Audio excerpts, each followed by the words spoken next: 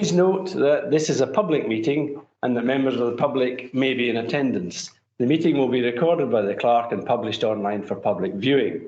The taking of photographs, including screenshots, audio or video recordings, are not permitted during meetings unless with express permission of the convener, and that's unlikely to be given.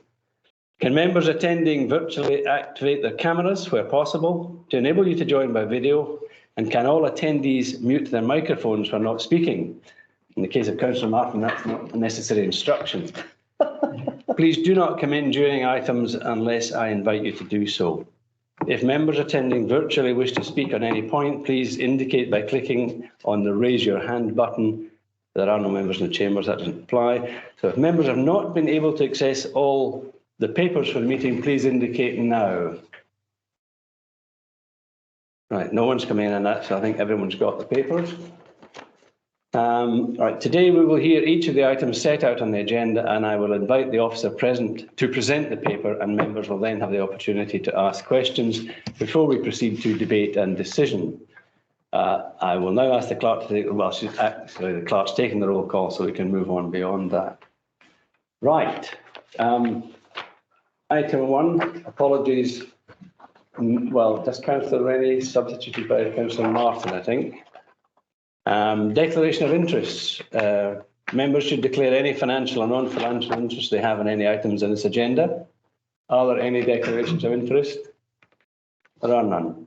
Right, we'll move on to the next item, which is the minutes of the meeting held on the 14th of December, the meeting of this committee on the 14th of December.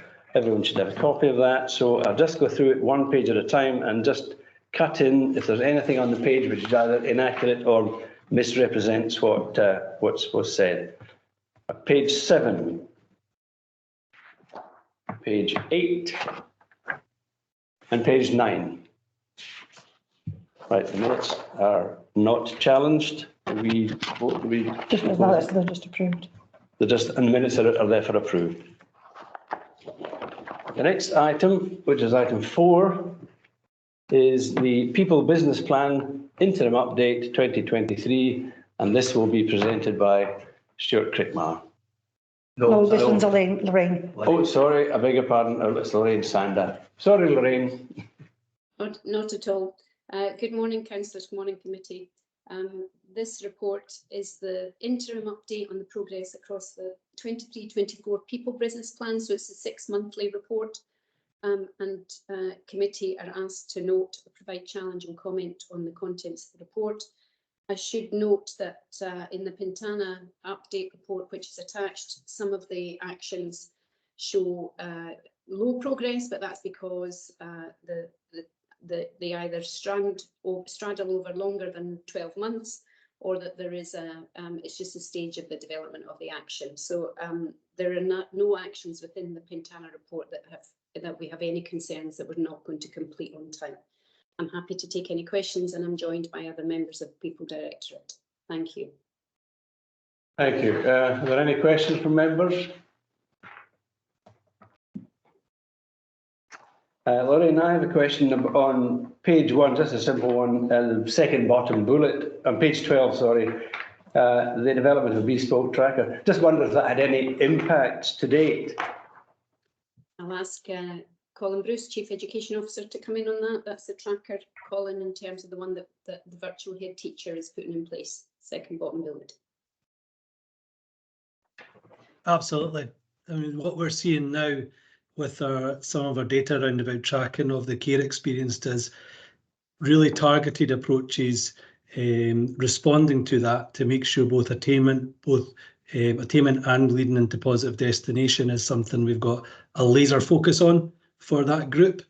We've always seen it as a priority, but I just think with this additional layer of having a virtual head teacher in Forbes McGuinness, we've just been able to be much more dynamic in our support and much more closer to the issues that we see for that group. Fine, thanks. Anyone else wants to come in at this point?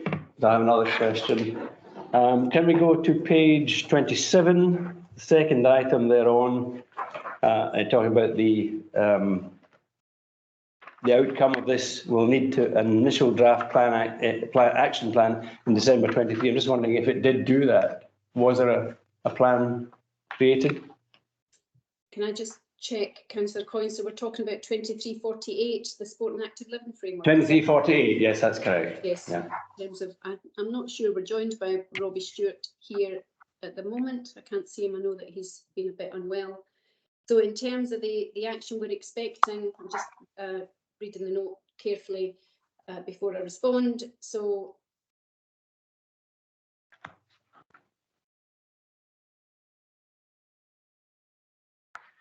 yes, well, the draft is actually coming forward to Council in March, Councillor Coyne, in terms of the revised Sport and Active Living Framework. So it is slightly delayed, to be honest, but it will come forward to Council for approval, which will include that action plan. That's fine. Thank you on that one. Right, page 31. Oh yes, there's a simple question on the centre point 23-27. Key areas of partnership working being agreed, including increased use of e-books, blah, blah, blah. And so do all the pupils have some form of device to read e-books now, every single one? Adrian Aitken, I wonder if you could come in on that one as your lead for libraries and primaries, please. Hi Lorraine, thank you. Yes, throughout our primary schools, we have had a rollout of Chromebooks, so pupils from primary 4 upwards do have access. Other schools have their own arrangements in place, and what we're looking to do is to make schools aware so that they understand that this free resource is available to them more readily than it is currently. Okay, so not necessarily everyone will currently have access to an e-book to take advantage of this. So for our younger children, they will have access within schools, but they won't have necessarily the access directly at home. Okay. And how might that be achieved then? That they have access to? In terms of devices, sorry, just for clarity. So at the moment, I'm not aware of a current rollout for our younger children, but schools do have some of their own arrangements in place.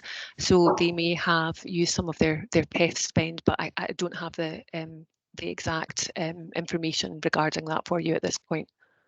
That's fine. Okay, thanks. Councillor Coyne, is it okay if I bring in Katrina Scott on the digital, because she leads on the digital rollout? She might be able to expand a little bit on that answer, if that's okay with you. Right, Katrina. Yeah, thank you. Thanks. Yeah, I had my hand up, but I wasn't sure if it had been seen. Yeah, just to echo what Adrian had said there, obviously we'll have the 10-year digital rollout programme. And at the moment, primary 2 right up to primary 6 all have a device of some description, whether it's mostly Chromebooks, but we do have iPads where there's specific requests for them. We're at the stage in the rollout of the programme where it will be primary 1 that we'll be looking at to see how that's going to be taken forward. I would say as well is that there has been a national review, or there's about to be a national review about how we make sure that we continue this, and is it the best place? Is it best place for local authorities to continue to roll these out, or should we be looking at an external funding stream as well? But we're on track at the moment to still continue with the programme that we have in place, and as I say, primary 1 are the only group at the moment that we're still to do as part of that programme. Right, thank you. That answers that question. I've got Councillor Martin. So Councillor Martin's got some issues with her mic on the meeting, so she is texting me. One of the questions that Councillor Martin's asked is whether the report will be going before full council at the end of the year. I think this is this item here. No. Yeah, so in terms of the reporting of the business plans, Councillor Martin, the way it works is that the actual plan itself goes to council for approval, and then it is scrutinised twice a year at this forum. So in terms of the report on the business plan, no, that won't go to council, it's scrutinised through here, but each director in turn does put up a business plan to council on an annual basis, so hopefully that explains. Councillor Forson. Yeah, thanks, Chair. I'm just looking at the corporate risk register and the area around about the attainment gap. Obviously, we did get significant funding, which has been reduced due to the redistribution across all local authorities. That's recognised there, and I'm just wondering how things are going along, how we're managing, and what impact that's had just over recent months. Thanks, Councillor Forson. I wonder if Colin Bruce would like to answer that for us. Certainly a challenge. I think it's on top of the reduction in the RIC as well that we see coming ahead. So we've got 50% reduction in that. We've really benefited from that as a local authority. Obviously our size and having that additionality has made a difference to collaborate with local areas. But going back to that reduction in CEF, so we've got a tapered fund.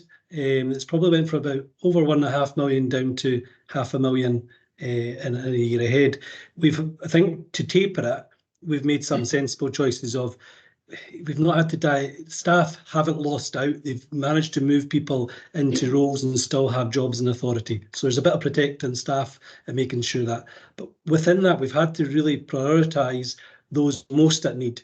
So that's just narrowing it down. And what we're seeing is we've actually lost out in some of the counselling and wellbeing supports that we had from third sector partners. So we've had to adapt our model, which is a challenge. So I'm not getting away from that.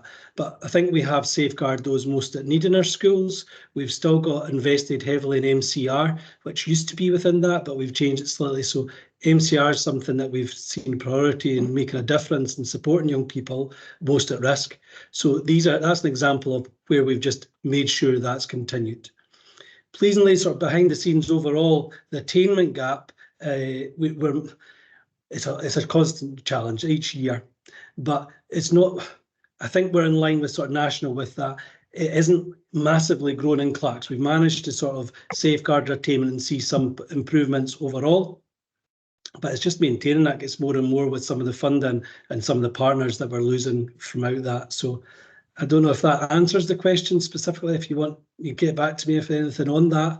There is a CEF board that reviews all of the plans we have, reviews the impact and keeps those plans that are making the most difference in place, and that will continue. And we just hope that money continues as we go forward.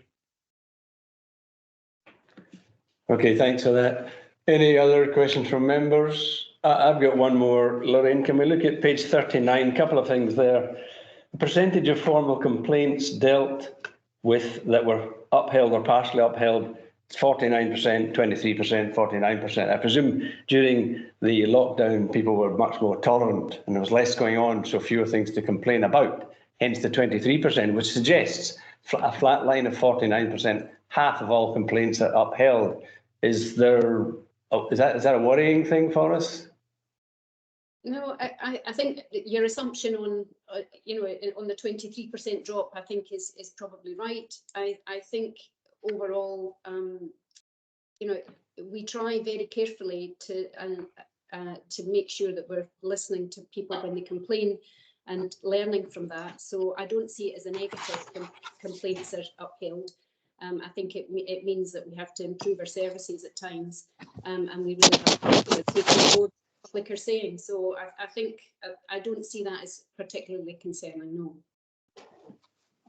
Okay, thanks for that. Right, any other? Oh, so Councillor Benny, you had your hand up. Councillor Earl. No. Councillor Earl. Councillor Earl. Thank you, Chair. On the same page on council inquiries, it says that you're dealing. Council inquiries dealt within timescale. Now, does that mean that the council inquiry has been completed, or is it simply a case of yes, we acknowledge that the council inquiry has been made and has been dealt with?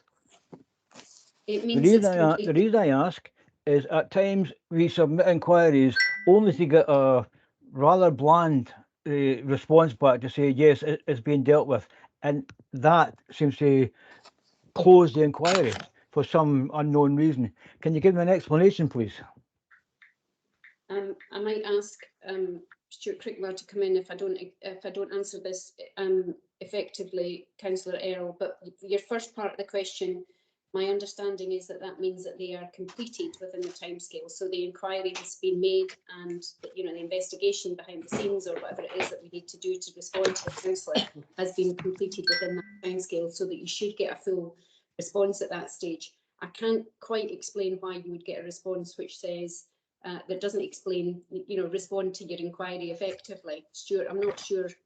I mean, I can see why we would get a holding reply in the first place to say that we've received it. I'm not sure why we would get a response. If there's anything particular, specific that you want to come back to me in relation to people's responses, I'm more than happy to look at them at any time for any of the elected members. I would expect you to get a full response rather than just that partial one that you've indicated there. She's asking me to. Yeah, Lorraine, that's right. Yeah, it's a completion of the not an acknowledgement, but an actual full completion of the inquiry. Thank you. All right. Any other questions from members? In that case, we'll propose the paper. I will, as chair, formally propose the paper. And anyone willing to second? Any hand will do. Councillor Forson, thank you, Helen.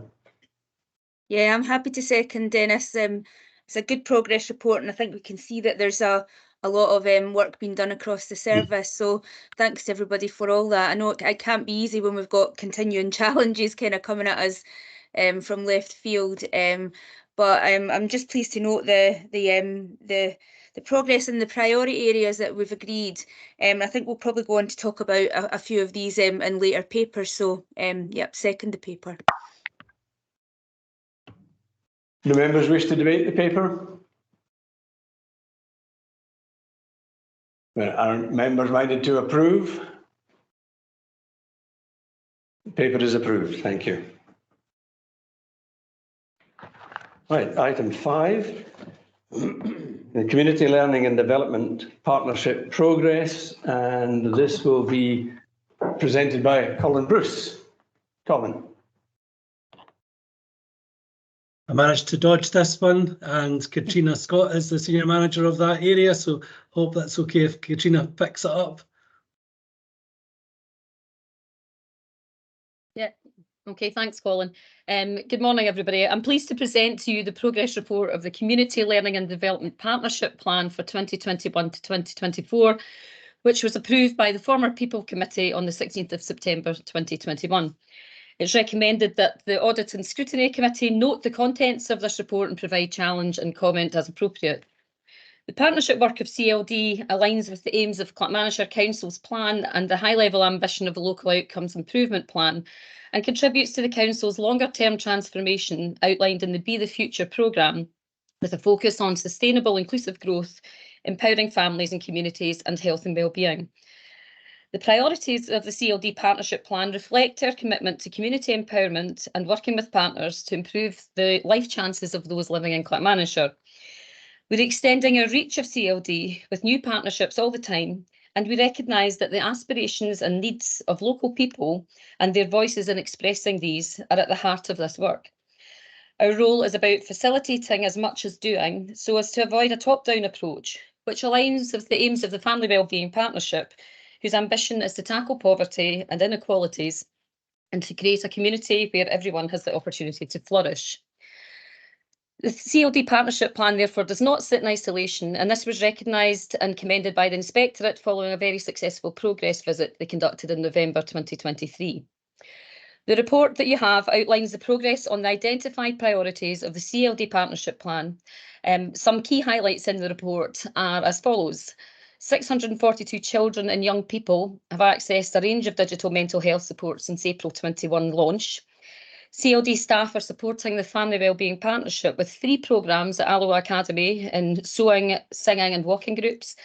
And CLD continues to support the development of Youth Voice, working to support MSYPs and the work of the Children's Parliament. More recently, CLD staff worked with partners from Skills Development Scotland and the virtual head teacher to offer provision for young people on the cusp of disengagement from school. Partnership work with Columba 1400 has enabled transformational change, for example, enhanced transition support for primary 7 pupils and the community-led cafe at the Beaumar Community Centre. Happy to take any questions.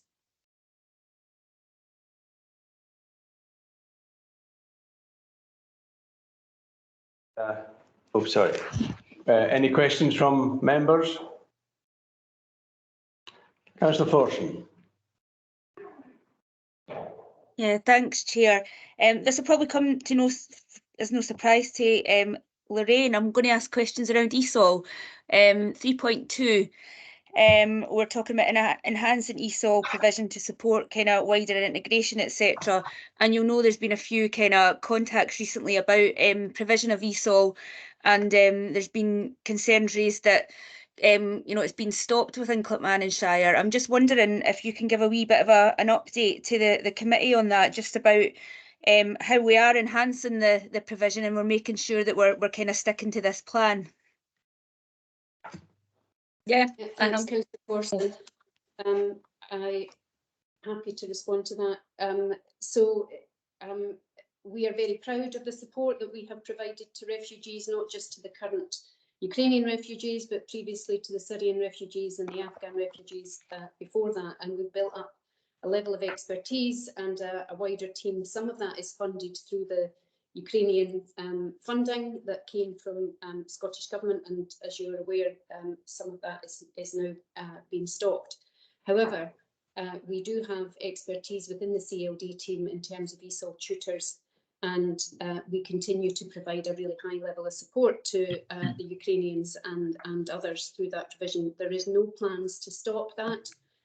What we do with all our services is we keep them under review. Depending, we would expect learners to move on in their understanding of English, and in fact some of the Ukrainian refugees have done particularly well in terms of their standard of English and moving on to employment through the support that they've been given. So it's not what we do, in 12 months previous, where a group of learners would be exactly the same 12 months forward for that. We would expect them to move on, and some of that moving on means them to going on to higher levels of English qualifications, which are run by Forth Valley College as well as ourselves. So I think to reassure councillors, we don't plan to stop that provision in any way, but we do adapt it and we do review our plans. So we had a very small number of learners in some of our classes, 4 beginner classes, with only 4 learners in them, for example, and those learners moved on in their learning and didn't need that beginner level. So that's a kind of example as to why we need to adapt the service provision at times. But there are no plans, again, I'll repeat, to stop the provision of ESOL. It's an adaptation and it's service development. I hope that answers your question. Good. Any other members got a hand up at the moment? No. Lorraine, can I look at page 56? Key priority 2. I have a vested interest in the answer to this one. It says 96.5% of all young people in Clacks entered an initial positive destination in 21-22. My question is, do we have any information about what percentage stick at it, whether they go into first year of the tertiary experience and then pack it in? Do we have any information on the actual follow through? We do have, I can't give you a detailed response to that. I'm not sure Katrina will have specific numbers either, but overall in our from our initial positive destinations, there is definitely a drop off, and it's not just in higher education, but it's in other destinations as well. And that's an area that we've been working quite hard on for some time, recognising that we need to do more to be able to help those young people sustain that. There is a drop off across the country, as you're probably aware, from higher education, particularly first year, and learners not continuing. But I don't know, Katrina, if you have specific numbers in relation to higher education and how many do not continue. I don't have the specific numbers in front of me, Lorraine, but what I would say is that, as Lorraine's identified, that it's quite common for this to be nationally the case across all local authorities, that there is some drop-off. We've been working really hard to make sure that we try and address the sustained destinations, because obviously if there's a concern that's a really steep drop, it does beg the question, were they coursed into the right destination in the first place? But we've improved that over the last 2 years. We've been working very closely with Skills Development Scotland to ensure that at the end of any commissioned programmes, for example, that we do through No One Left Behind funding, that there is then a pick-up with Skills Development Scotland at the end of that programme, so they don't almost kind of just come to an end of a programme and then there's nobody following that up. So we do work very closely with our partners to address this, and this will be work that we'll be continuing to do. Thank you, Katrina. Councillor Benny. Yes, thanks, Chair. Just a quick one, really, Katrina.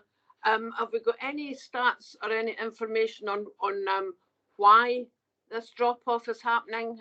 Is it because it's an automatic finish, or is it something else? Yeah, actually, that's very much what we highlighted when we looked at this last year, was that, as I say, these commissioned programmes that we had 3 specific programmes that were running, and while they were very worthwhile for young people to go into in the first instance, they quite often finished after 12 weeks. And what was then happening was that Skills Development Scotland were maybe not having as much contact with the young person because they were seeing that they were in a positive destination initially. So we've worked with them to make sure that they are then followed up at the end of this, and that's why we fully expect the number will rise again, so that there's no suggestion that young people are not then followed up beyond these programmes ending. Thanks, that's great. Thank you. Anyone else? No. Right, I will move to moving the paper. Well, once again, I will formally propose the paper. It's a work of considerable depth and a lot of information there. Good report, I would say. So I'll propose that. Can I have a seconder?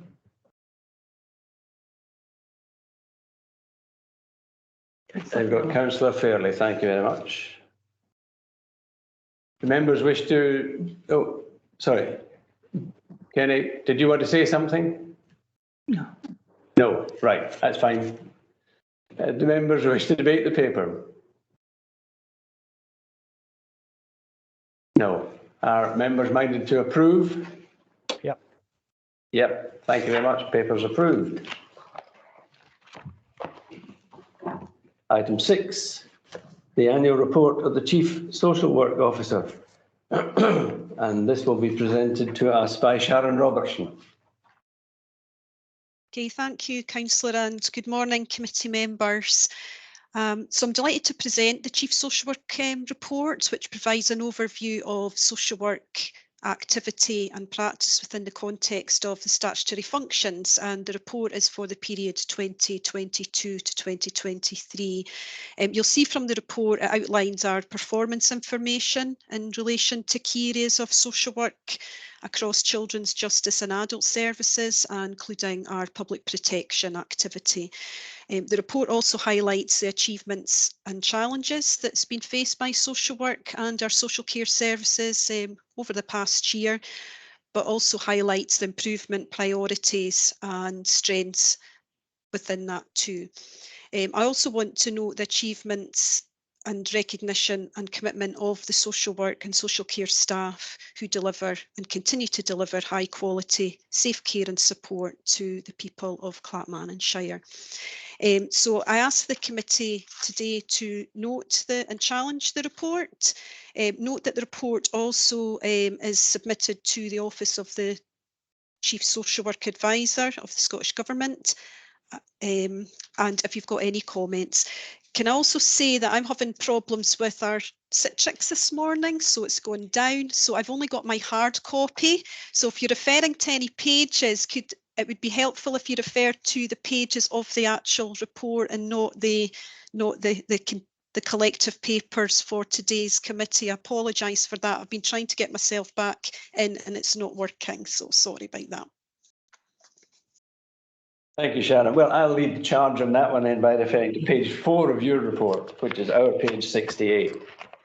Just a simple point about where it says significant progress has been made in reducing the gap between pupils from the least and most deprived areas. to the 6th lowest in Scotland, both literacy and numeracy. I'm quite sure I understand that reducing the gap to the 6th lowest, that good. That is the lowest gap. That's the smallest gap. Right. That's fine. Yes. What was it before that? So what is the progress? Can you represent that by a value of some kind? It might be, it's an education focused question here. So I'm wondering if Colin or one of his, the senior managers can give the detail behind the improvement with the literacy and numeracy gaps that have been, yeah, it is a strength, but it's just, but the story behind it, I don't have that detail. We've got a targeted approach to this. There's a range of ways. We use tracking of learners to make sure we totally understand their need at each stage, from ELC right the way through, making sure we're really understanding of what the level of need is, to then give good feedback to the child or parent about how we sort of progress that. But there's also some exciting work we're doing with Education Scotland, in particular around about P45, around about approaches to writing. And again, it is getting really into the nitty gritty of where our learners at with understanding and scaffolding lots of support, but reviewing that so regularly that young people are getting real feedback of their strengths, but also areas to support. We're getting really, really good at that at every stage in schools. And that, I think, in turn, helps us be more confident with our predictions of how learners are doing and the supports they need to progress. So really pleased with that across the piece. And just that ties back to the earlier question about the gap as well. That's where we're seeing sort of a real gain in really understanding our learners and knowing all their needs. Thanks, Colin. I appreciate the mechanism, but what I was wondering was, what was the position we were in before for 6th lowest now? What are we comparing that with when we say significant progress? What were we? I mean, 8th lowest? Yeah, I think it's sometimes unhealthy that, you know, compare internationally, but what we're seeing is we can really track the national trends at key points. And what we're seeing is that we have made some progress, but we've still got a long way to go to meet that national, if that's the question. So it's, are we meeting the national standard or average? We've still got a way to go in many areas. Thank you, Colin. Councillor Forson.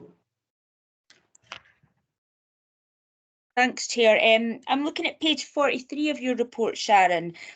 And I'm looking at the adult support and protection about investigations into harm. I'm looking here particularly, there's 19 of those in our own home, 6 in care homes, etc.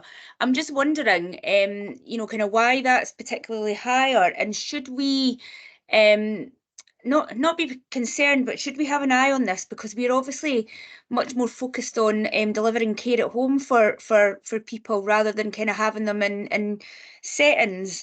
So I'm just wondering if you can give some kind of context around that. Okay, thanks, Councillor Forson. I can get a bit more detail around the narrative due course. We don't have anybody from adult social care on the call today, but certainly what we're seeing is that we have increased support around the care at home.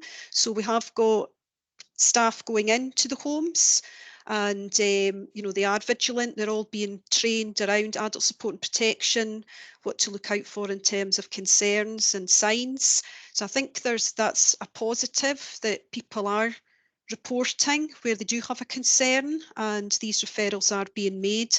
So I can get a bit more of the narrative behind that, but I would suspect that will be one of the areas in terms of specifically around their own home being the highest. Most of our people that we support in the adult care are you know, staying at home as opposed to being in care homes, etc. So yeah, see if you're getting kind of more information around that. Would it be possible to kind of have the kind of comparison over maybe say the last 5 years, just for that data, just to see if it's increasing or not? that's fine. I can see what data we have got in respect to that. These are figures that come from the new minimum data set for adult support and protection that the Scottish Government implemented. So I don't I would have to check, do we actually have it going back over 5 years, Councillor Forson, because it is a new national data set with some key indicators. So we've only really started reporting on quite a number of these areas over the last year.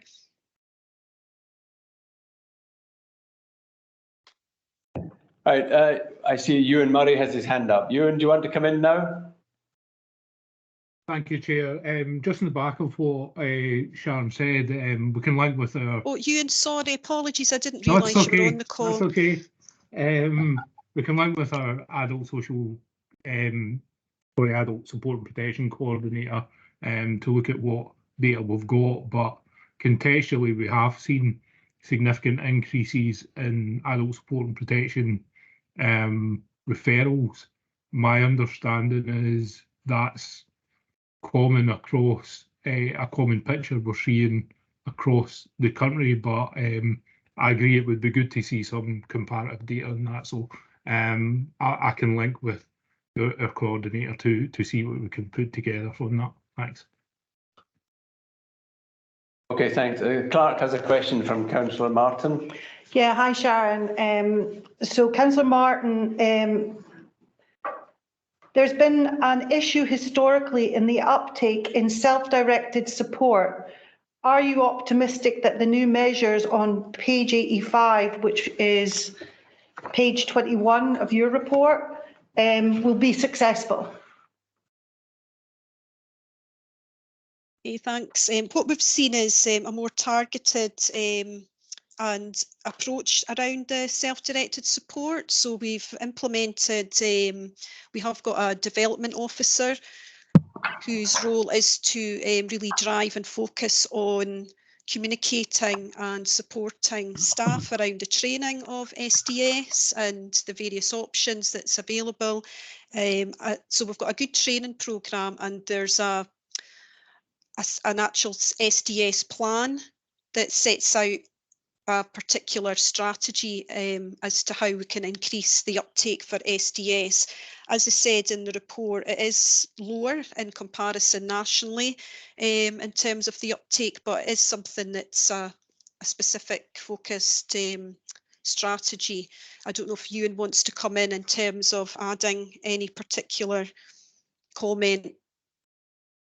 Thank you, Sharon. Happy to give a little bit of additional context. I think it's fair to say implementation of self-directed support legislation is something we have struggled a bit with locally, and we're not unique in that. It is a major focus and will be a major element of the health and social care partnership support approach to transformation going forward. That will include a new asset-based assessment tool, support planning, and a review of how we allocate budgets using a resource allocation system, which is based on fairness in terms of budget in the context of budget we have available. As Sharon's mentioned, there's a lot of training for staff in principles and understanding and improving practice in relation to self-directed support, and a focus on continuous learning and development around that. And there's been a number of sessions for staff around that, and there's now an induction pack for any new staff coming in. That implementation is going to take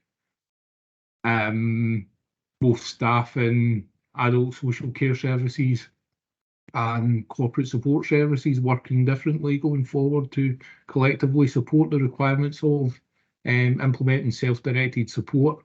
And just finally, for me, it's important that we don't just view self-directed support as taking the option of direct payments. It's about how we assess need and respond to that. So it's a process where every assessment of need goes through, and it's about choice and control in terms of selection of the appropriate option for that service user. Hope that's helpful. Thank you. Thanks, Ewan. So Sharon, but I think this is probably more for Lorraine. The other question from Councillor Martin is page 77, 13 on the actual report, Sharon, is, are there any updates available in relation to the work with the Vardy Foundation? Thanks, Councillor Martin. Yeah, happy to answer that. There's nothing significant further to update since I've updated at previous committees. We're still in the process of trying to finalise what would be an agreement with the respective parties involved in the Vardy Foundation work. So we're still positive that we will use that channel as a way to increase our assets for care experienced young people in Clackmannanshire, but we're still in discussions on the final detail. Thank you. So I've got one more question from Councillor Martin. Sharon, it's I understand that there is a national crisis regarding capacity across social work services. How is our capacity and has there been an improvement? Thank you for that. We do have, as you say, there is a national issue around recruiting as well as retention of our social work staff. We've got a very robust and relentless approach to our recruitment, and certainly we're doing fairly well. We don't always, so at the moment in children's services we have, I think we've got 5 vacancies across the service for social workers, which we continually to put out for advert. And where we do have gaps, we do still use agency staff, particularly for more experienced social workers who can then undertake child protection work. For adult social care, we have a similar position. It's not dissimilar to the children's, and it's and I'll come on to justice. It's a bit stronger in that area, but again, there's a recruitment. We're going out to universities. Margaret may want to come in if she wants on this. She's leading on around the training of and recruitment, particularly of social work staff and children's services. But it's not just to recruit for children. We're looking to raise the profile and attend university fairs so we can link in, meet with students as they're finishing up placement, to encourage them to come to Clacks to start their career in social work. And so that's one part. So there's a range of strategies we're taking to you know, I suppose we're all fishing from a very small pool really, but it's about how we can make Clacks attractive for people to come to work in social work and stay within the profession, within Clacks as well. So we do have robust training. As I said, we've got a very good induction process as well. So it is difficult. We're not dissimilar to other local authority areas, but we're doing the most we can to ensure that we can attract people to Clackmannanshire.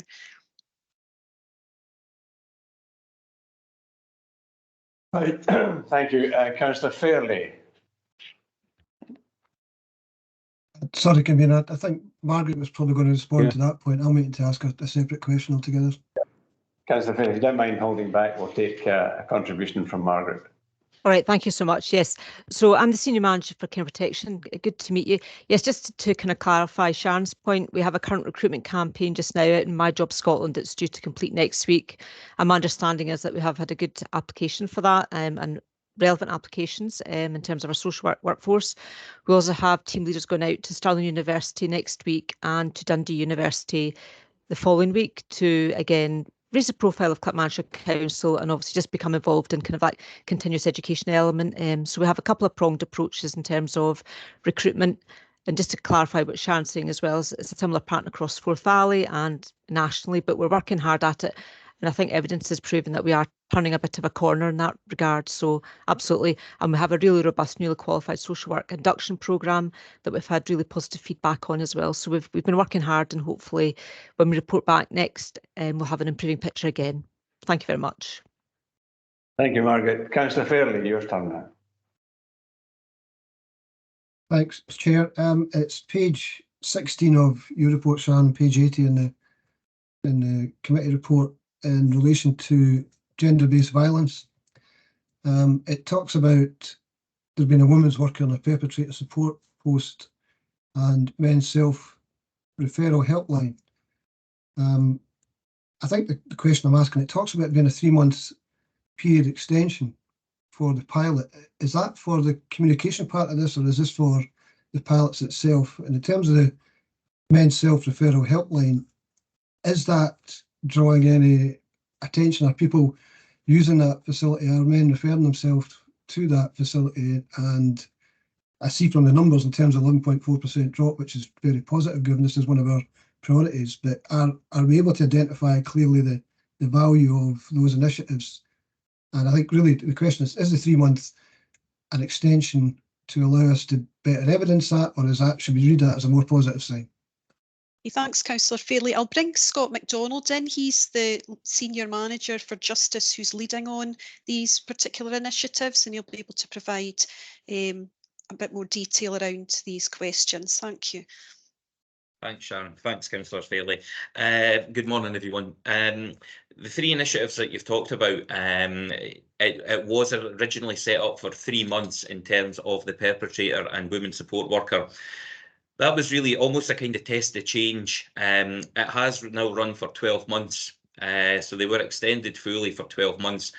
It was dependent on funding. So the funding for the women's support worker via Strive had come through Police Scotland, and the perpetrator worker had come through housing. And the idea being in line with Community Justice Scotland about shared funding and domestic violence being everybody's responsibility. So we utilised resources that we had within the council, and we used external funding to actually do that and to drive it forward. That was in line with another programme that we were doing with non-court mandated earlier non-statutory interventions with domestic violence as well, which was funded by the Scottish Government. The numbers that coming through aren't massive in terms of some of the work. The qualitative data is fantastic. In terms of the Strive, I can say that as a result of the women's support worker, more than 30 women have been contacted with offers of support that previously wouldn't have happened.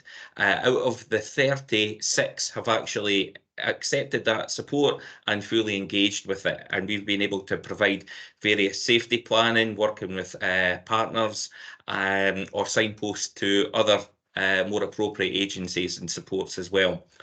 Now, moving forward, the Scottish Government had been providing minimal funding for a women's support worker for the non-court mandated Caledonian. Again, the qualitative work has been recognised by the Scottish Government, and that funding for that one post will now go into my core budget within Justice for a non-court mandated. We still have to access funding for the Strive to continue for a women's worker and perpetrator. And within the Violence Against Women and Girls Partnership, there is a lot of support for that, and a lot of other initiatives as well.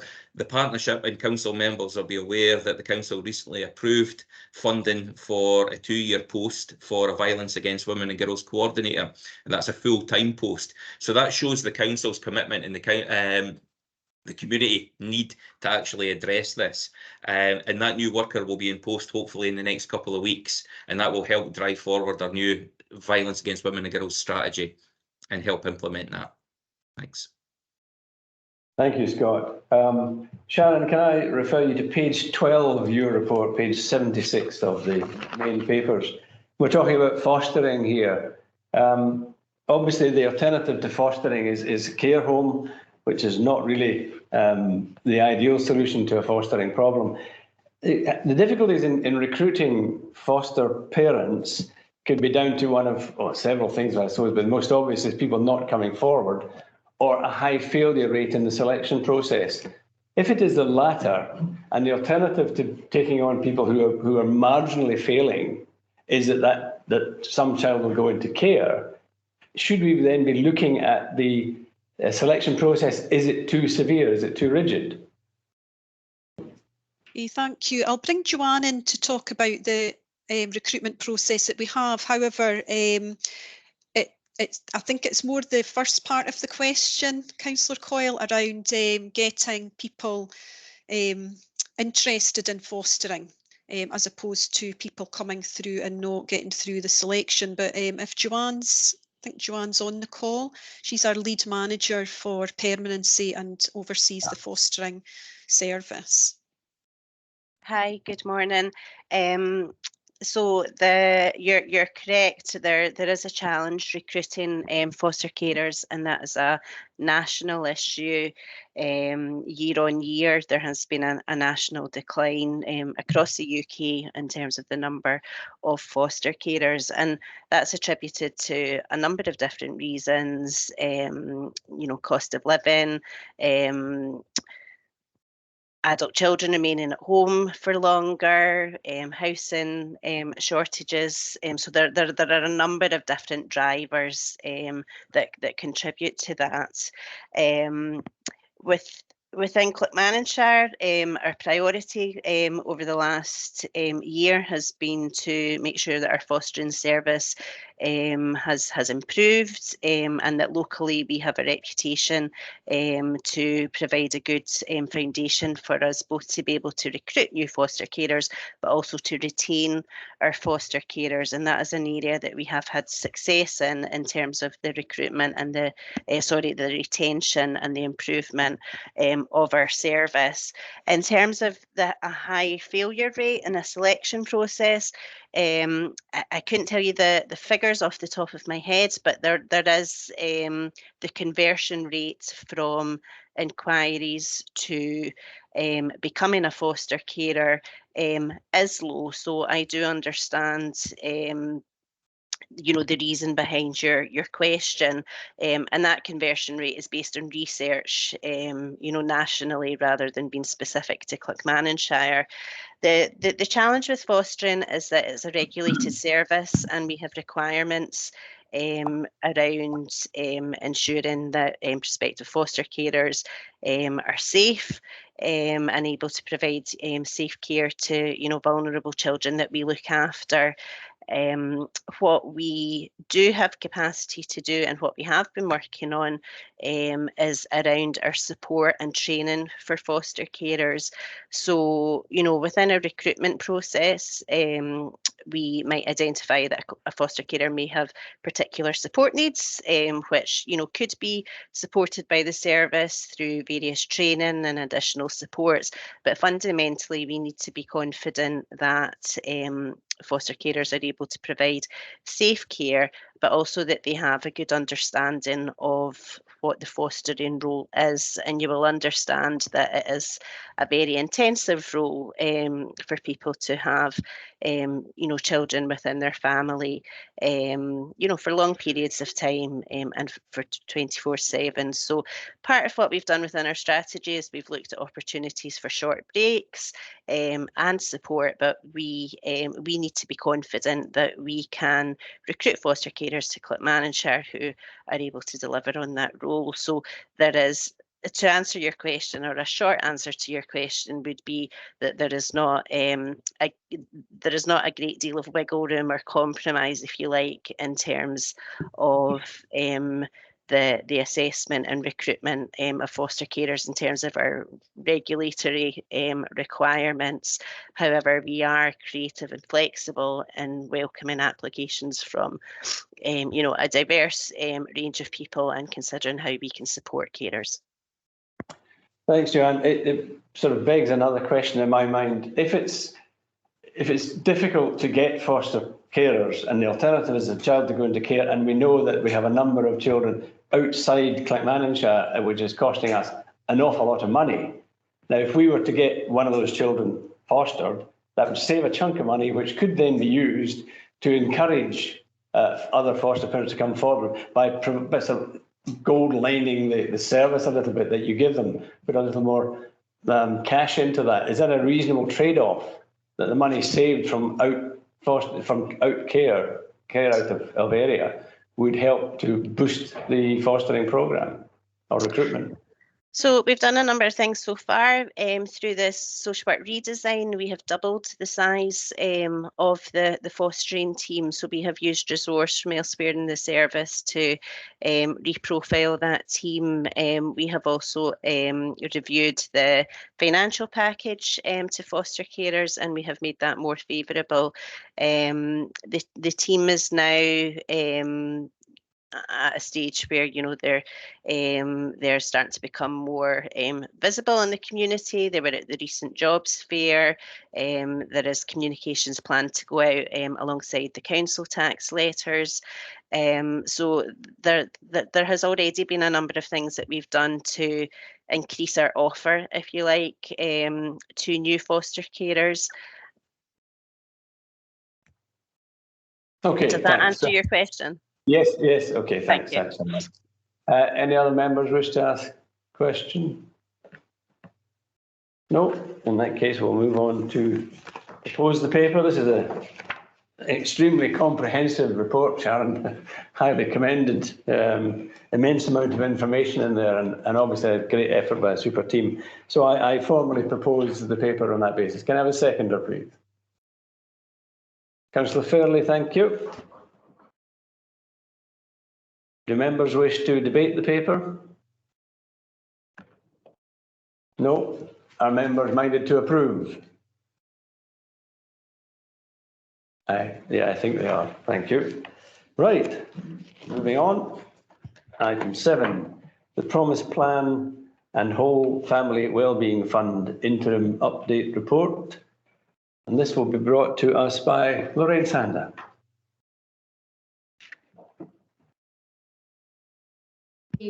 Joanne Roddy, Councillor Coyne, who's presenting this paper with support from Gillian Scott. Yeah. Good morning again, Councillor Coyne and committee members. So the report that you have in front of you is to provide an interim update on the progress across the 23-26 Promise Plan.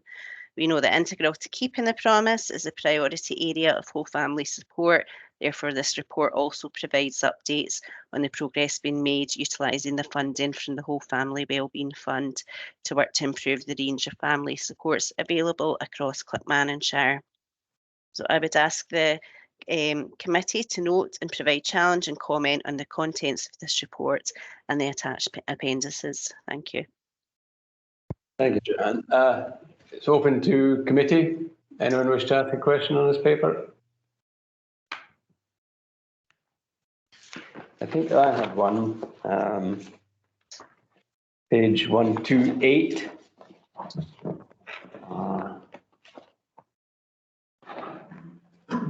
Yeah, just looking at the on the right-hand column of STW1, it says in 2 locations that the bid to the Cora Foundation for Promise funding was unsuccessful. Just curious to know why it failed. I think there's a number of factors to that. The primary one is, I think, the bids to the Cora funding are heavily oversubscribed in relation to the translation from the number of bids to, you know, successful awards. So that is a challenge that is not just being faced by Clackmannanshire. That is, you know, certainly something that I hear nationally from other local authorities and third sector organisations. The secondaries in that particular piece bid was not successful. Was that I think the feedback from the Cora Foundation was that it didn't quite meet the criteria for what they were looking for in terms of that award. We viewed it a very innovative and creative proposal, which was supported by the Promise Scotland in terms of their agreement with what we were trying to establish through that bid. But unfortunately, the training requirement of it was something that was seen as not to be in line with the vision around that particular piece of funding. Okay, and you finish each of those bits saying requires alternative funding or innovative means to progress. Could you expand on what progress has been made on the programme? Yes, so the essence of that promise bid, the CORA bids for funding, was around developing a suite of training that would support approaches to practice and approaches to caring. So you may be familiar with readiness for learning within education, which has been a very successful trauma-informed approach to for educators, and we were looking to build on that type of approach in our training with our foster carers and kinship carers and adopters, and also to create a readiness for practice approach for our social workers. We are confident that we still will be able to do that. We are taking an approach around train the trainer and developing a sustainable model that we can continue to roll out in-house. Our progress in this may be slightly slower as a result of not receiving that direct award. However, the type of training that we are trying to develop is training that we have done to date, and we can continue to build our capacity around that and roll that out in different ways. Okay, thank you. I have a question, Councillor Martin. Fine, Councillor Martin with another question. So Joanne, this is from Councillor Martin. I noticed the service has developed a permanency tracker. Do we have an overarching tracker aside from the GIR, FEC? I'm sure there's a way of saying that. Chronologically. Sorry, I'm not sure I understand the question. Can you repeat it, Lee, please? Sure, of course. So it's probably me rather than someone.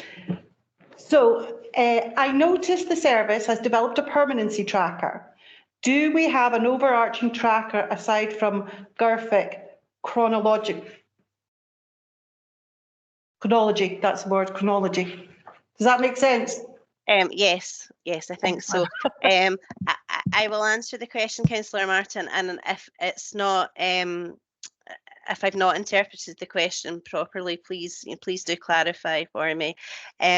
So the permanence tracker that we have developed is provides an oversight of all of our children who are looked after, and it allows us to track decision making for these children in a journey to permanence. So permanence can be understood as a child being permanently at home within their family, permanently within their extended family through kinship care, or permanent options within foster care or adoption. And we know it's important for children not to drift in our system and for permanent plans to be achieved for them. So there has been a lot of work done to develop this tracker so that we have that data set and that we can understand it. And there's some further work that needs to be done now to be able to pull the analysis from that to create that picture so that we can understand and respond to particular areas that might cause delay or bottlenecks in the system, if you like. So for example, medicals for children has historically been an issue in Clip Manager. That's something that we have been working hard to resolve, and hopefully the data will show now that we have less delays in that area. And I saw a question pop up in the chat, which I'm just going to check. Basically, Joanne, Councillor Martin is saying, does it track the process from start to finish? Yes, so that would track that would track major data points and decision making for a child from the point that they become looked after until the point where that legal permanence is achieved. And also, so for example, in an adoption, it would track all the way through to an adoption order being granted and the child being in their permanent family. Thank you. Any other members wishing to ask? One final one from me, Joanne. Page 139, the very last page, you're talking about the outside organisations that are brought in and funded from the council. Is there a formal process for auditing the use of the money and the results that come back from that? So that relates to the Whole Family Wellbeing Fund, and if it is okay, I'm going to pass to Gillian Scott, who is leading that piece of work. Of course. Gillian there? Okay, thank you.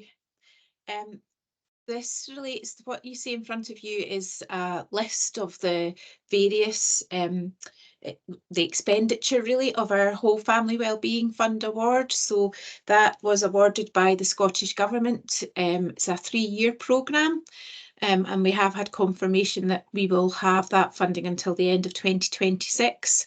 So this is how we spent the first year's award. Most of that, so what you see in front of you, the Development Officer, Aberlour Sustain, the Action for Children, Additional Functional Family Therapy, and the Bernardo's Additional Support for Young People Returning from Care.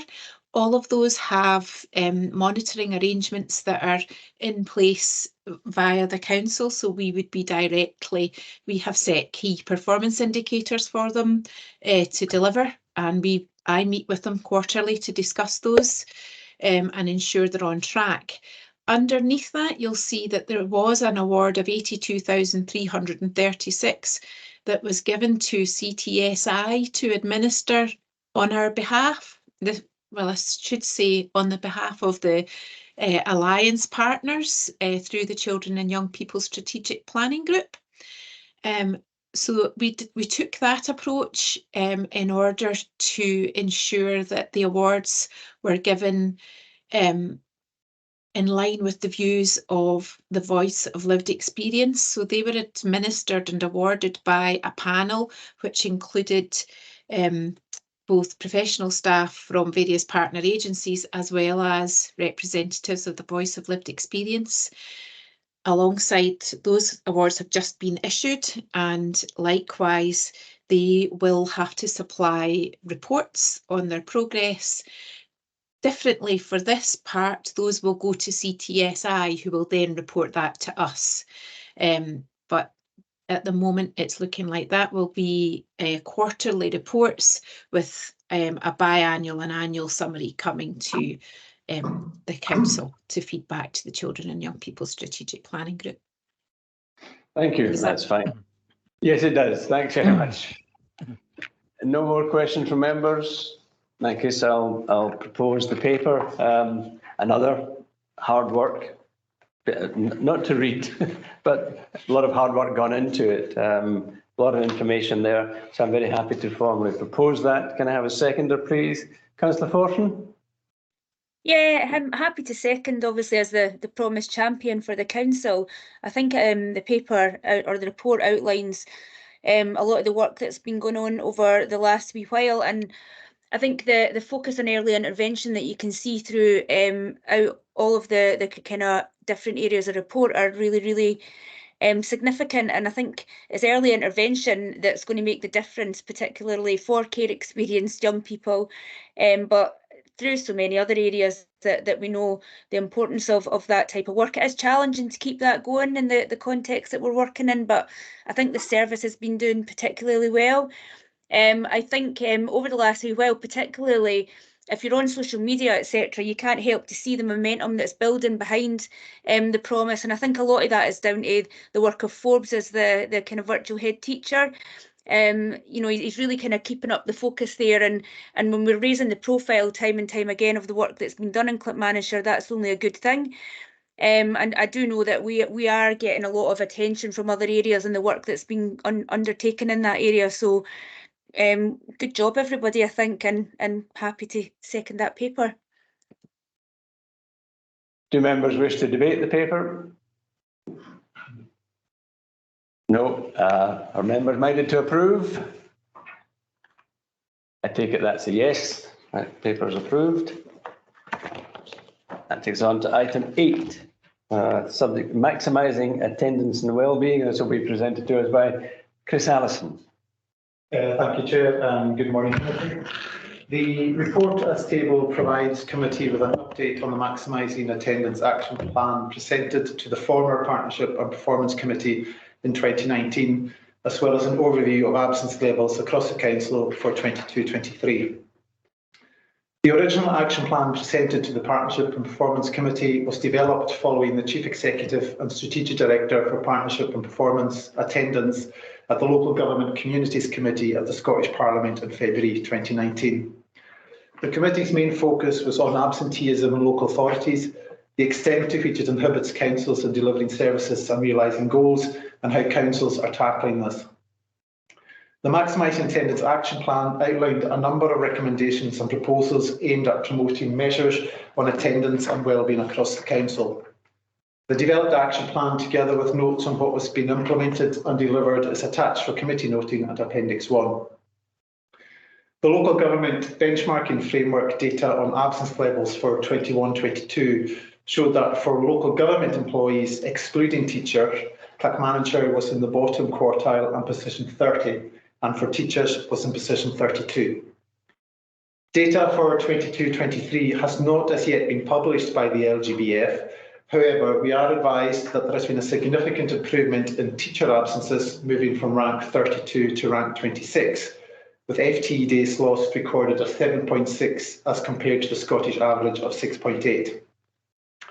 In terms of all other staff, we have moved, unfortunately, from rank 30 to 31, with FTE days lost sitting at 16.7 against the Scottish average of 13.2.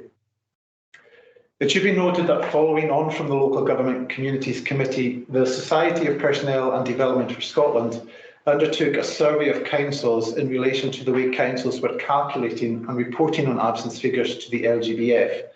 The report concluded that there are differences in the way councils are calculating or what councils are excluding from the LGBF return, and in turn the report is not an accurate comparison across all councils.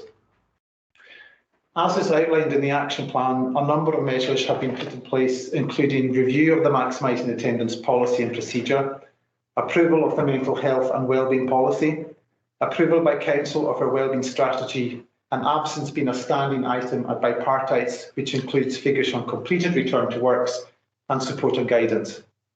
We have developed and have in place our menopause policy, our carers policy, special leave and family-friendly policies, and pregnancy loss policy.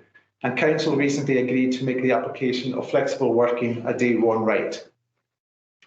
In addition, a number of support measures for wellbeing were developed during the COVID pandemic and are available still on the Council website. And these resources are regularly updated by our health and safety colleagues.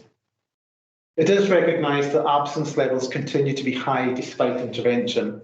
We have an ageing workforce and absences tend to be longer in duration, which impacts on the overall FTE days lost. HR continue to work with services to ensure appropriate supports are in place, but also that the relevant agreed policies are being followed. Myself, the Team Leader HR Policy and Operations and the Team Leader Workforce Development and Learning are happy to take any questions committee may have, although I understand my colleagues have had their mics and cameras disabled, so may not be able to participate in any questions that come forward. Right, questions. Councillor Forson. Yep, a couple of questions here that can maybe just be rolled up, Chris. I know we've put a lot of effort into developing policies, particularly around about, kind of menopause, pregnancy, etc. And given the kind of demographics of our workforce, I think that's quite right. But are we seeing, I suppose, a benefit of these policies and I suppose the short term, long term, etc.? Are they making an impact on kind of absence levels? And the other thing I was going to ask is there ways that we could be a bit more flexible to allow people to kind of carry out their duties, etc., whilst they're maybe not feeling as well, i.e. a bit of homework and flexibility just around about how that might work out. And I do appreciate it can be difficult because obviously we do have services to provide, but I'm just wondering if in some areas there could be a wee bit more flexibility to allow people to work maybe when they wouldn't be up to necessarily carrying out all of their duties. Thanks, Councillor. In terms of the first point, the policies, I don't think are impacting absence particularly, but they are of benefit to staff in terms of other types of leave that they may take. So the types of absences we are seeing are still minor illnesses in part, and people are utilising the carers policy, specialty policy, etc., for other types of leave. So I don't think we can see a demonstrable decline or decrease in absence level because of the introduction of these policies, unfortunately. In terms of flexible working, yes, I mean, there is flexibility there. Obviously, if staff are ill, they're ill. I mean, we encourage people to work, but if they feel, for example, they have a cold or something, they don't want to come into the office where they are able to work from home, I mean, that is encouraged. We have launched through Flexibility Works a survey in terms of how staff are using the range of flexibilities of our policies across the council. Obviously, I know that you've engaged with Flexibility Works Councillor portion, so it's come off the back of that with engagement through yourself and Nikki, and obviously through Lorraine Services as well. So that survey has been launched to staff this week, and we'll see how widely known our policies are, the uptake of them, are they being consistently applied, and we'll get a report from that which will hopefully inform our way forward to allow greater flexibility going forward in the future.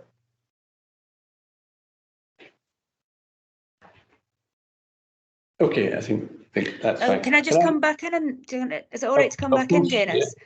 Yeah. Obviously the figures there, Chris, are they're not particularly great for Clackmannanshire, but you mentioned that there's kind of maybe inconsistency of reporting across other areas.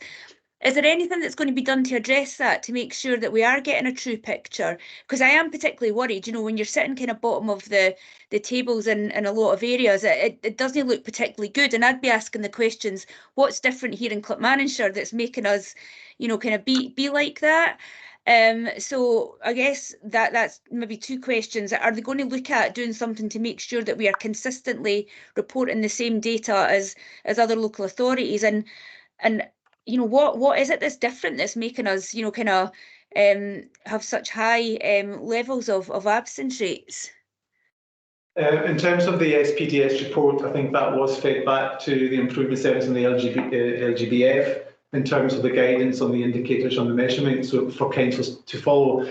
I suppose with the LGBF, and I know Judy Richardson's on the call, so she might want to come in on the LGBF report itself, but I suppose it's unaudited. So the return is based on I suppose trust in terms of what's going back from councils.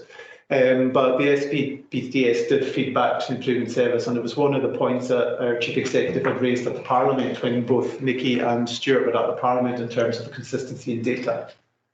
In terms of other councils, I mean, we're quite far ahead in terms of having a wellbeing policy, having a health and safety strategy, etc. And when I'm part of the SPDS wellbeing group, and there's no silver bullet. Every council's kind of doing everything that we're doing.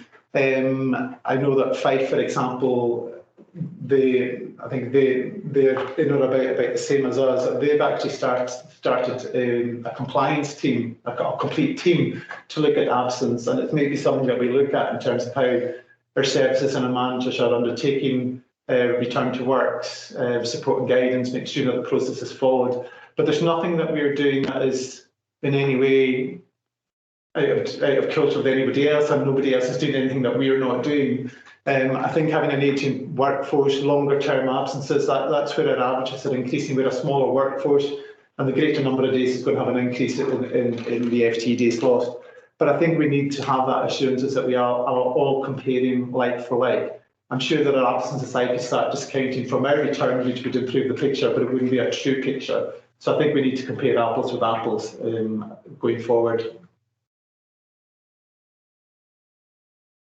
Okay, I think that's fine. Judy said she wanted to come on. Councillor Fairley. Sorry. No, oh, sorry. Judy Richardson, one of the officers. Oh, right. Oh, I didn't see that. Sorry, bring in Judy Richardson. Judy? Yeah, just to agree with most of Chris's points there. The consistency with the LGBF is a key thing that there's obviously ongoing work nationally on that. And we also did an additional internal review via our insurance providers to assess our policies. And I think there are factors to do with how much you are a nurturing employer who understands and tries to help your workforce, as opposed to, I think, you know, it could be argued that in some organisations people are scared to phone in sick because they think there may be, you know, sort of other repercussions. So I think there are balances to be struck. But I think one other factor we also need to consider is local levels of deprivation and the known health impacts of that. And the fact that the council is the largest local employer, and we have a huge proportion of local employees. So I think that does need to be taken into account, that you know, the deprivation in the local area is going to affect the workforce just the same as the rest of our communities. Okay, thank you. Councillor Fairley, at long last, you get answer your question.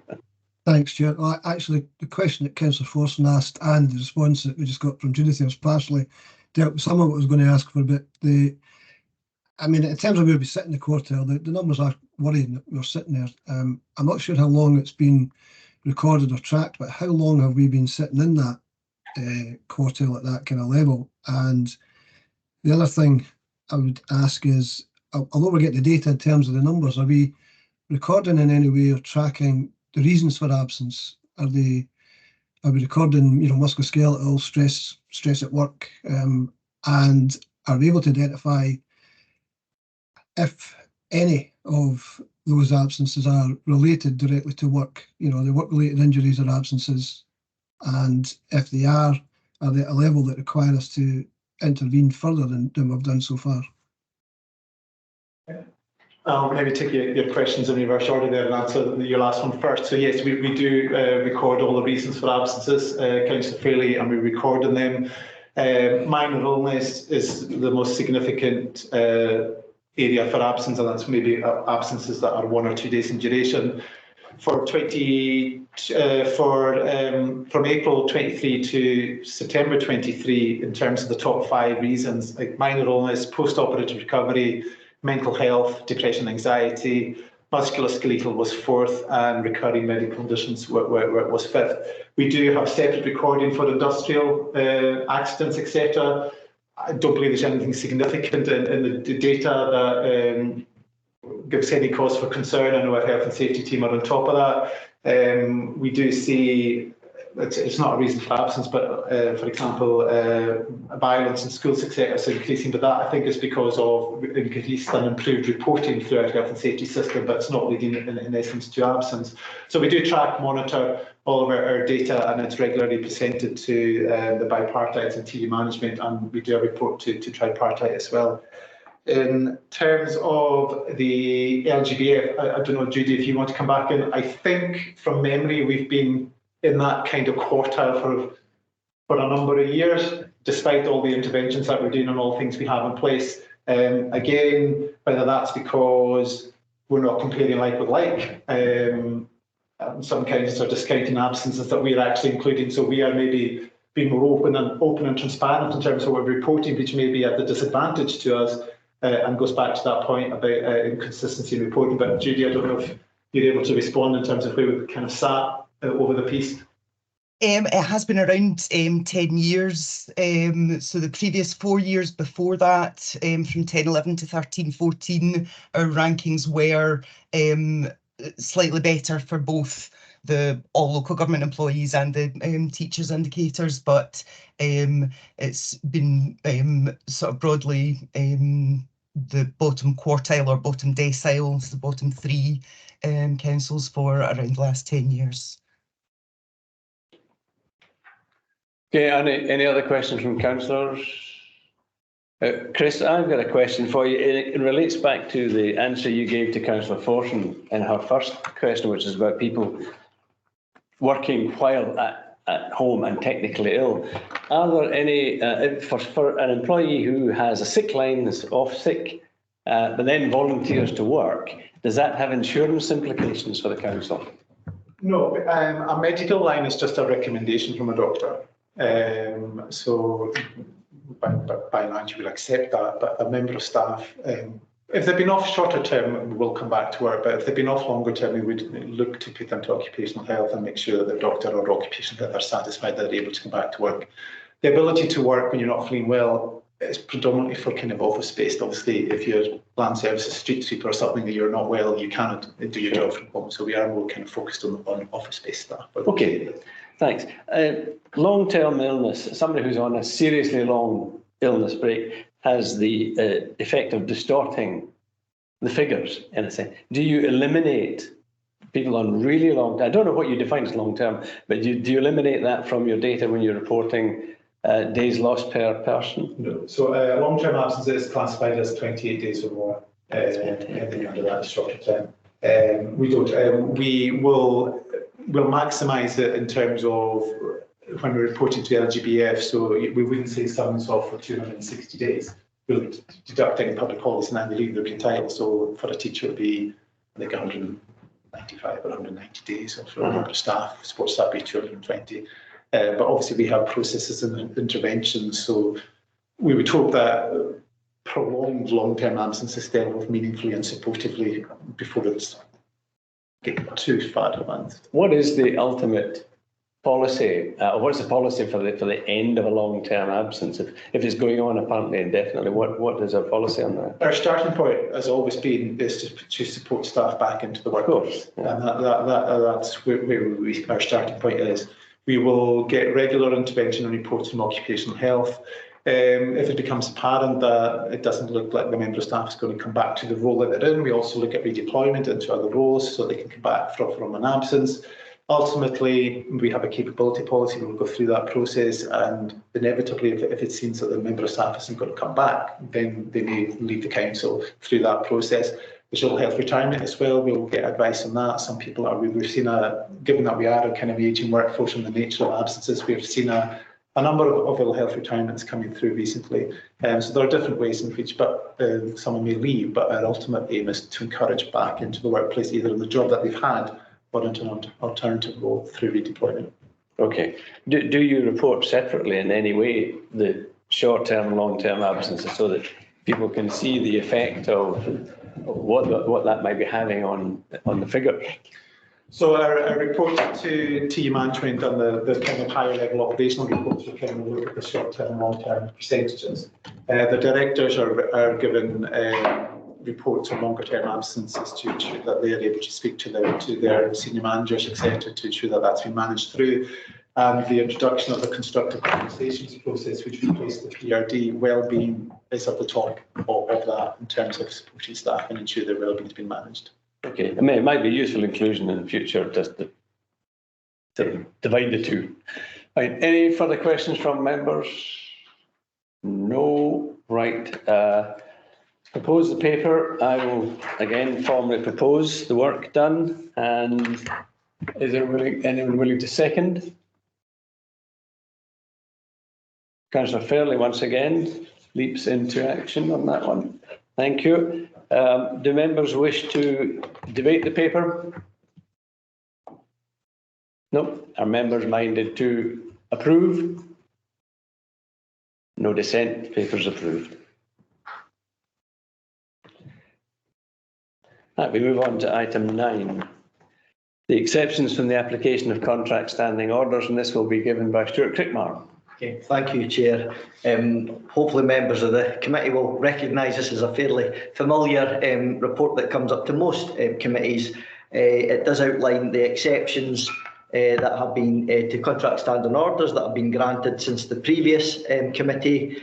There are 3 outlined within this paper, so Derek and I are available to take any questions that any members may have on any of those exceptions that have been granted since the last committee met. Thank you, Chair. Thank you. Members, any questions? I've only one question, and that's in 3.3.1. I'm just hoping that that means that the heating in our office will get fixed.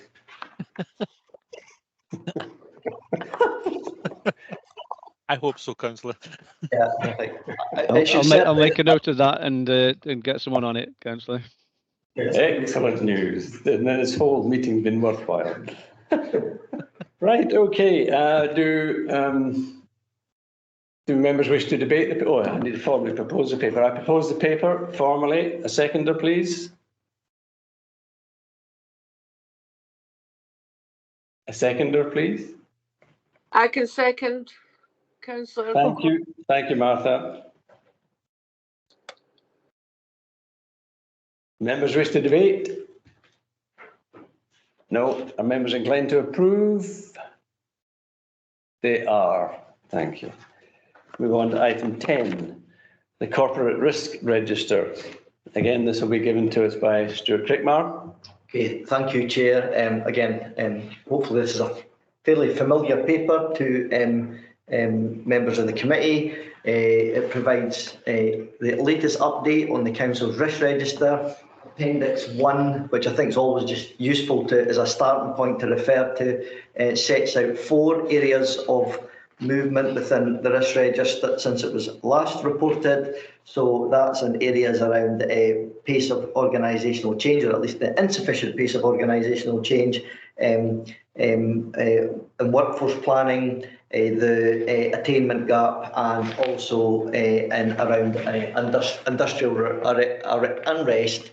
But I think we have noticed over the last couple of years that one's kind of gone down and then up and down and then up, just depending on where we are in the cycle of negotiations around pay. So again, happy to take any questions on this paper, Chair, but there's an array of officers also on the call today that will be able to help with any specifics that I can. Thank you, Stuart. Any members wishing to ask a question?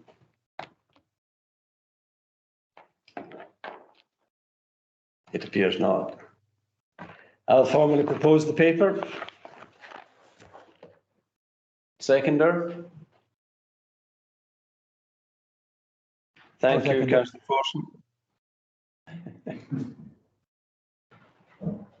Okay, that's... Do members wish to debate the paper? No. Are members minded to approve? Yes, we are. Thank you. Right, at this point, we'll take a 5-minute break to allow, this ends the public part of the meeting. We'll take a 5-minute break to allow the public, etc., to leave the meeting because the next paper is restricted. So we'll reconvene at 10 past.